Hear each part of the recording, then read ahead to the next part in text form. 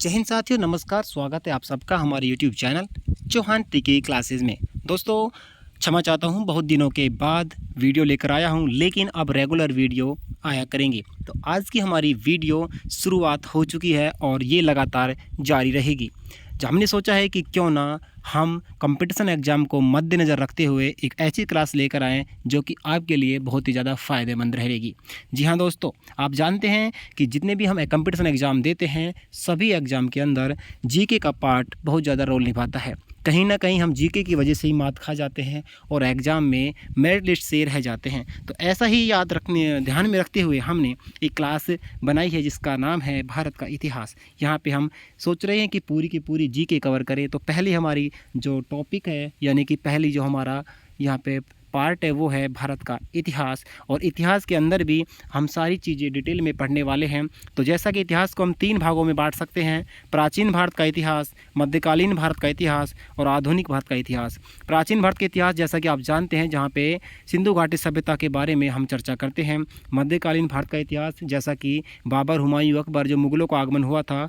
आधुनिक भारत का इतिहास यानी कि जो स्वतंत्रता, हमारा जो अंग्रेज़ों का काल था, स्वतंत्रता का सीन था, उसके बाद का इतिहास। इस तरीके से 3 हिस्सों में बांट सकते हैं। आगे यहाँ पे हम सबसे पहले बात करते हैं इतिहास का सामान्य परिचय। दोस्तों, अतीत की घटनाओं की क्रमबद्ध जानकारी को ही इतिहास कहते हैं। इतिहास 2 शब्दों इति यानी कि पहले और हास यानी कि घटित होना के मेल से बनता है, जिसका शाब्दिक अर्थ है अभी से पहले जो घटना घटित हुई वो ही बाद में इतिहास कहलाती है। जर्मन दार्शनिक सिसरो ने हेरोडोटस को प्रथम इतिहास का जनक यानी कि पितामह कहा था।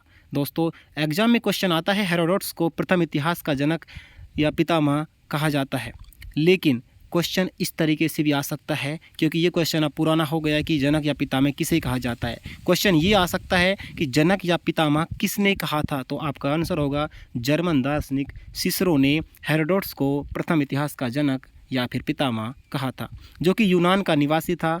हेरोडोटस भारत में 5वीं शताब्दी ईसा पूर्व में आया था। हिस्टोरिका नामक ग्रंथ की रचना की थी, जिसमें भारत व फारस यानी ईरान के बीच होने वाले व्यापार का वर्णन मिलता है। अब दोस्तों, यहाँ पे स्पेशल नोट्स देख लीजिए। भारत में इतिहास लेखन की परंपरा को जन्म देने वाला व्यक्ति विलियम जोन्स था। वेरी इंपॉर्टेंट है दोस्तों, आप चाहे तो यहाँ का स्क्रीनशॉट भी ले सकते हैं। आगे देखिए, पुरातात्विक स्रोतों एवं लेखन सामग्री के आधार पर हम इतिहास को 3 कालों में बांटते हैं। इतिहास का विभाजन कुछ इस तरीके से किया जा सकता है: प्रागैतिहासिक काल, आद्यैतिहासिक काल, ऐतिहासिक काल। सो दोस्तों, यहाँ पे अब हम चर्चा करेंगे पॉइंट 1, 2, 3 तीनों पॉइंटों की चर्चा करेंगे।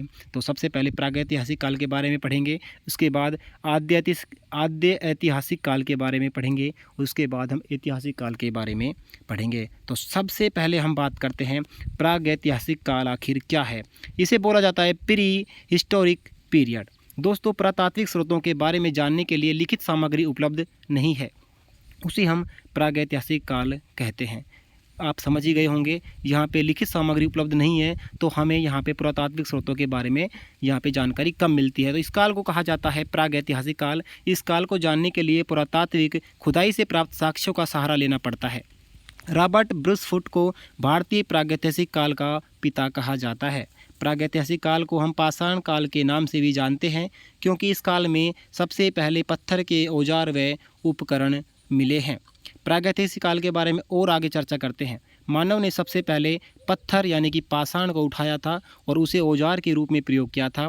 इसी कारण इस काल को पाषाण युग कहा जाने लगा, जिसकी शुरुआत लगभग 2.5 मिलियन वर्ष पूर्व 1470 मानव से होती है। पाषाण काल में पहला हथियार एक हैंड एक्स मिला था, जिसे हस्त कुटीर कुल्हाड़ी कहते हैं। प्राचीन काल में लोग पत्थर के औजारों को आकार देने के लिए पत्थर का ही प्रयोग करते थे।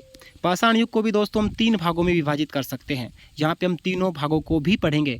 तो यहाँ पे आप देख सकते हैं, सबसे पहले हमने इतिहास खोला, इतिहास के को भी हमने 3 भागों में बांट लिया था। तो सबसे पहले बात कर रहे थे प्रागैतिहासिक काल की। इसके अंदर भी 3 तरह के युग आते हैं, तीनों युग को हम पढ़ेंगे। तो पहला युग है पूरा पाषाण युग। इसे बोला जाता है पैलियोलिथिक एज। पूरा पाषाण युग आदि मानव के मनोरंजन का साधन शिकार था। इस युग में मानव ने अनगढ़े यानी तीखे नहीं पत्थरों का प्रयोग किया था। आग का आविष्कार, जो कि भारत में अग्नि का प्राचीनतम अवशेष आंध्र प्रदेश के कर्नूल नामक स्थान से मिला है, इसी काल की देन है। भारत में इस काल से संबंधित पहली खोज 1863 में रॉबर्ट ब्रूस फुट ने मद्रास यानी चेन्नई के निकट पल्लवरम नामक स्थान पर की थी, जहां से हस्त कुठार जैसे उपकरण मिले हैं। राजस्थान में इस काल से संबंधित स्थान मंडपिया जो कि चित्तौड़ में स्थित है, डीडवाना जो कि नागौर जिले के अंदर स्थित है, और बिगोंद जो कि राजस्थान के भीलवाड़ा जिले में स्थित है। ये आदि स्थान हैं जो कि इस काल से संबंधित हैं।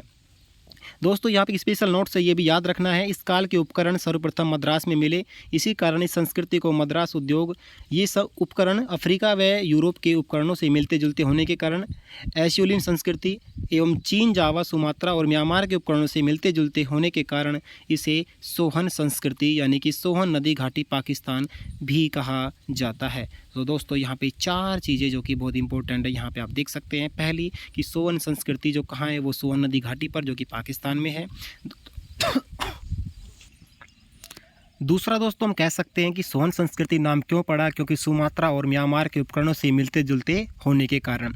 तीसरा दोस्तों अफ्रीका व यूरोप के उपकरणों से मिलते जुलते होने के कारण एशियोलिन संस्कृति पड़ा है नाम। और चौथा है मद्रास में मिले, इसी कारण इसका संस्कृति का मद्रास उद्योग नाम दिया गया है। आगे देखिए दोस्तों, पुरापाषाण युग के पुरातात्विक स्थल भीमबेटका जो कि रॉक शेल्टर मध्य प्रदेश राज्य में विंध्य रेंज की तलहटी में स्थित है। यहाँ पे क्वेश्चन क्रिएट हो जाता है एग्जाम में कि भीमबेटका रॉक शेल्टर कहाँ स्थित है, तो आप याद रखना है आपको कि मध्य प्रदेश राज्य में विंध्य रेंज की तलहटी में स्थित है, जहाँ की भीमबेटका की गुफाएं पूर्व ऐतिहासिक गुफा चित्रों तथा भित्ति चित्रों का बेहतरीन उदाहरण है। आगे दोस्तों दूसरा युग है मध्य पाषाण युग। अभी हम बात कर रहे हैं प्रागैतिहासिक काल के आगे काल की, तो दूसरा काल है मध्य पाषाण युग, जिसे हम मेसोलिथिक एज भी बोलते हैं। इस काल में गढ़े यानी कि तीखे या फिर नुकीले पत्थरों का प्रयोग हुआ था तथा पशुपालन इसी युग में प्रारंभ हुआ और मानव ने इस काल में पशुपालन सीखा था। पशुपालन की दृष्टि से प्रमुख स्थल आदमगढ़ जो कि मध्य प्रदेश में है, बागोर भीलवाड़ा में है। ये दोनों ही यहाँ के प्रमुख स्थल हैं जहाँ से हमें प्राचीनतम पशुपालन के साक्ष्य मिलते हैं। उल्लेखनीय है कि पशुओं के पालतूकरण के मानव प्रयास मध्य पाषाण काल से ही प्रारंभ हो चुके थे। मानव ने सर्वप्रथम जिस पशु को पालतू बनाया था वह कुत्ता था। ये एग्जाम में कई बार पूछा गया है। कुत्ते को प्राय 15,000 ईसा पूर्व में पूर्व एशिया में मानव द्वारा घरों में पाला गया था। यहाँ पे स्पेशल नोट है दोस्तों, ये भी याद रखना है कि मानव का विकास क्रम कैसे कैसे आगे बढ़ा था। सबसे पहले था होमोनिड्स, प्लीस्टोसीन जो कि हिमकाल ने अफ्रीका इथोपिया में जन्म अर्ध उत्थान मुद्रा में चलने वाला मनुष्य, इसे रामापिथेकस मानव भी कहते हैं। इस समय इंसान एक तरह से जानवर की तरह हुआ करता था। दूसरा जो स्टेप आई थी मानव विकास का जो क्रम आया था वो था ऑस्ट्रेलोपिथिकस जो कि सीधा खड़ा होकर चलने वाला मानव। पहले इंसान झुका हुआ था, उसके बाद मतलब एक तरह से हम कह सकते हैं अर्धचंद्राकार था, मुड़ा हुआ था। उसके बाद इंसान सीधा खड़ा होकर चलने वाला मानव बना, इसे आद्य मानव या फिर प्रोटो मानव भी कहते हैं। तीसरा फिर होमो हैबिलिस जो कि पत्थर के औजारों का प्रयोग करने वाला मानव बना। चौथा था होमो इरेक्ट्स जो कि पूर्णतया सीधा खड़ा होकर चलने वाला मानव, अतः आग का आविष्कार इन्हीं के काल में हुआ था। पांचवा होमो सैपियन जो कि बुद्धिमान मानव और अंतिम संस्कार करने वाला मानव बन चुका था। छठा था होमो सैपियंस जो कि चिंतनशील और आधुनिक व ज्ञानी मानव है। तो ये इंसान के 6 विकास क्रम थे। इसके बाद दोस्तों तीसरा युग है प्रागैतिहासिक काल का, वो है नवपाषाण युग जिसे हम नियोलिथिक एज भी कहते हैं। इस काल में मानव अलग अलग कार्यों के लिए अलग अलग औजारों का प्रयोग करने लगा। इस युग में मानव ने खेती करना सीखा। पहिए का आविष्कार इसी काल की देन है जो कि विश्व का पहला वैज्ञानिक आविष्कार माना जाता है। बहुत इंपॉर्टेंट क्वेश्चन है दोस्तों, विश्व का पहला वैज्ञानिक आविष्कार किसे माना जाता है, तो वो है पहिए का आविष्कार। भारत में इस काल से संबंधित पहली खोज 1860 में लैनमे सूरियर ने टोंस नदी घाटी उत्तर प्रदेश के आसपास की थी। राजस्थान में इस काल से संबंधित अहाड़ जो कि उदयपुर में स्थित है, गणेश्वर राजस्थान के सीकर जिले में स्थित है, ओजियाना जो कि भीलवाड़ा में स्थित है और गिलुंड जो कि राजस्थान के राजसमंद जिले में स्थित है। ये इससे संबंधित स्थान हैं। दोस्तों प्रागैतिहासिक काल के छोटा सा पॉइंट और है, ये भी याद रखना है आपको। मानव ने खेती करना लगभग 10,000 वर्ष पूर्व सीखा था। विश्व में कृषि के प्रथम साक्ष्य मेहरगढ़ जो कि बलूचिस्तान पाकिस्तान में स्थित है इससे प्राप्त होते हैं तथा चावल का प्राचीनतम अवशेष उत्तर प्रदेश में इलाहाबाद जो कि वर्तमान में प्रयागराज नाम से जाना जाता है यहाँ के निकट कोल्हिड़वा से मिलता है। बुर्जहोम नामक नवपाषाणिक स्थल से गर्त निवास के प्रमाण मिले हैं। नवपाषाण काल के लोगों द्वारा पाला गया प्रथम पशु भेड़ था। वेरी इंपॉर्टेंट क्वेश्चन है दोस्तों, ये कुत्ता वाला क्वेश्चन बहुत कम पूछा जाता है, बल्कि पूछा ये जाता है कि नवपाषाण काल के लोगों द्वारा पहला पशु कौन सा पाला गया। यहाँ पे हम कंफ्यूज हो जाते हैं, कुत्ता ऑप्शन कराते हैं, लेकिन यहाँ पे सही ऑप्शन है भेड़। 11,000 ईसा पूर्व से 9,000 ईसा पूर्व के मध्य दक्षिण पश्चिमी एशिया में भेड़ पालतू पशु के रूप में विकसित की गई थी। पाषाण युग के बाद मानव ने धातु का प्रयोग किया। सबसे पहले मानव ने तांबे की धातु का प्रयोग किया। पत्थर के साथ साथ तांबे के औजार बनने लगे और इसी कारण इस काल को ताम्र पाषाण युग यानी कि कैल्कोलिथिक एज कहते हैं।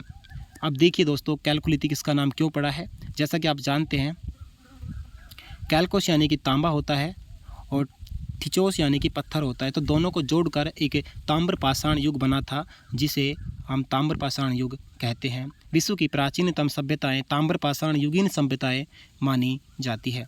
इसके बाद दोस्तों एक स्पेशल नोट और है, ये भी नोट आप बिल्कुल ध्यान से देख लीजिए। मानव द्वारा सर्वप्रथम प्रयोग में लाई गई धातु तांबा थी जिसकी आरंभिक तिथि 5000 BC अर्थात नवपाषाण काल तक थी। वैसे विश्व परिदृश्य पर दृष्टिपात करें तो तांबे के उपयोग की आरंभिक तिथि उत्तरी इराक में 8700 BC है। उस समय की सभी सभ्यताओं में तांबे की धातु का प्रयोग किया जाता था, लेकिन तांबा एक नरम धातु थी, अतः इससे बने औजार मजबूत नहीं होते थे। इसी कारण मानव ने तांबे की धातु को मजबूत करने के लिए उसमें टिन या जस्ता मिलाया, जिससे एक नया धातु बना और हम उसे कहते हैं कांसा। ये भी क्वेश्चन दोस्तों इंपॉर्टेंट है, कांसा किन दो धातुओं से मिलकर बनता है, तो आपको पता होना चाहिए कांसा टिन और जस्ता मिलाने से बनता है। इसलिए विश्व की प्राचीन सभ्यताओं को कांस्य युगीन सभ्यताएं भी कहा जाता है। अब दोस्तों दूसरा काल है आद्य ऐतिहासिक काल। हमने इतिहास का पहला काल पढ़ लिया है। दूसरा काल है जो कि 3000 ईसा पूर्व से 600 ईसा पूर्व का काल माना जाता है। इस काल के लोगों को लेखन कला का ज्ञान तो था यहाँ पे लेखन कला का ज्ञान था, लेकिन इसकी लिपि को आज तक कोई पढ़ नहीं सका है। इसका संबंध भारत में स्थित सिंधु घाटी सभ्यता व वैदिक सभ्यता से भी है, जहाँ से आज तक 419 चिन्ह उपलब्ध हो चुके हैं, लेकिन सिंधु घाटी सभ्यता की लिपि को आज तक हम पढ़ नहीं सके और इसी कारण सिंधु घाटी सभ्यता को आद्य ऐतिहासिक काल में रखा गया है। इसके बाद दोस्तों तीसरा काल है ऐतिहासिक काल, जो कि 600 ईसा पूर्व के बाद का काल है। जब से मानव ने लेखन कला का ज्ञान हासिल किया, अर्थात जिस समय या काल से हमें लिखित सामग्री उपलब्ध होती है उसकी लिपि को हम पढ़ भी सकते हैं, वहाँ से आगे का काल इतिहास कहलाता है। इसी हम ऐतिहासिक काल के नाम से भी जानते हैं। इसका प्रारंभ 6 शताब्दी ईसा पूर्व से माना गया है, क्योंकि इस समय के इतिहास को जानने की दृष्टि से ब्राह्मण साहित्य के साथ साथ बौद्ध एवं जैन साहित्य भी उपलब्ध है। यहाँ पे दोस्तों आप एक बार देख सकते हैं भारत का इतिहास एक नज़र में कुछ इस तरह से। प्राचीन भारत जो कि ईसा पूर्व से और 1206 ईसा ये माना जाता है ईसा पूर्व से। मध्यकालीन भारत 1206 से 1707 का समय माना जाता है। आधुनिक भारत 1707 से 1947 का समय माना जाता है। और समसामयिक भारत जो कि आज का भारत है, फिलहाल जिस समय हम विद्यमान हैं 1947 से और अब तक का जो भारत है वो समसामयिक भारत माना जाता है। तो आफ्टर देन दोस्तों यहाँ पे एक इम्पोर्टेंट चीज़ है जो यहाँ पे आप देख सकते हैं। हम हर जगह पढ़ते हैं ईसा पूर्व, BC, AD, आखिर ये क्या चीज़ है, तो यहाँ पे ये भी कवर कर लेते हैं। Before the birth of Jesus Christ. दोस्तों ईसा पूर्व इसे कहा जाता है कि इस समय में वे घटनाएं आती थी जो कि ईसा मसीह के जन्म से पहले घटित हुई थी। इसमें घटनाओं को घटते हुए क्रम में लिखा जाता है। जैसे महावीर स्वामी का जन्म 599 ईसा पूर्व में हुआ, वह मृत्यु 527 ईसा पूर्व में हुई थी। तो यहाँ पे आप देख सकते हैं घटते हुए क्रम में लिखा जाता है। इसके बाद दोस्तों एनो डोमिनी यानी ईस्वी बाद ये आखिर क्या होता है। इसके अंतर्गत उन घटनाओं को शामिल किया जाता है जो ईसा के जन्म के बाद घटित हुई थी। इसमें घटनाओं को बढ़ते हुए क्रम में लिखते हैं। जैसे स्वामी विवेकानंद का जन्म 1863 यानी कि 1863 ईस्वी में हुआ था और मृत्यु 1902 ईस्वी में। तो झांसी की रानी लक्ष्मीबाई का जन्म 1837 को हुआ था और मृत्यु 1818। सो दोस्तों, मैं आशा करता हूं कि वीडियो आपको पसंद आई होगी, आपको कुछ ना कुछ सीखने को ज़रूर मिला होगा। वीडियो में कहां पे क्या कमी रही है वो ज़रूर बताना ताकि मैं अपने आप में सुधार ला सकूं। और दोस्तों, वीडियो कैसी लगी ये भी कमेंट करके बताना। और दोस्तों, जितना हो सके वीडियो को शेयर करना और वीडियो को लाइक ज़रूर कर लेना। Thanks for watching. जय हिंद, जय भारत।